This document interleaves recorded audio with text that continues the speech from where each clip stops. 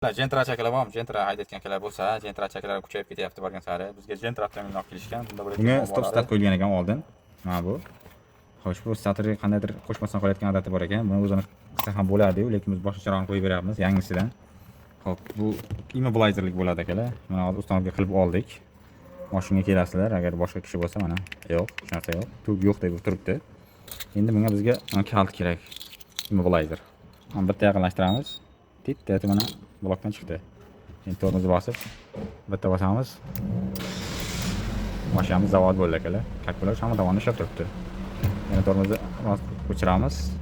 Mana bu 5 minutgacha margat qilib turadi. Esidan chiqqandan keyin sveti o'chadi. Qachonki mana yaqinlashtirsa, yana boyagidek holat bo'ladi.